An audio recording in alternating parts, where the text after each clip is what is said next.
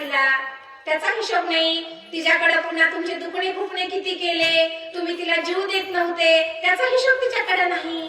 आपला बाप आपल्याला मोठ्या दुकानामध्ये कपडे घ्यायला जातो, त्यावेळेस त्याच्या खिशामध्ये पैसे नसतात, त्याच्या अंगात फाटकी बनियान असते, पायात सुद्धा चप्पल नसते, अनवाणी पायानं बाप त्या दुकानातला सर्वात चांगला ड्रेस मी माझ्या लेकीला घेईन, माझ्या पोराला घेईन, अशी डोळ्यात स्वप्न घेऊन त्या ठिकाणी गेलेला असतो. त्याचा हिशोब तो कधी ठेवत नाही.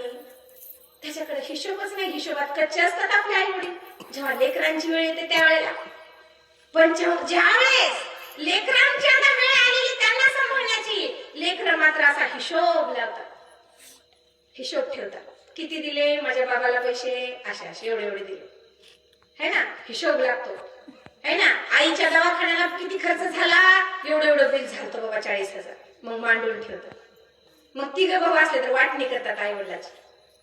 तुझ्याकडं वडिलांना ठेव, माझ्याकडे आईला ठेवतात. वाईट परिस्थिती, एकदम वाईट परिस्थिती. आई वडिलांची वाटणी होते, आई एकटी असले तरी वाटणी होते, वडील एकटे असला तरी वाटणी होते.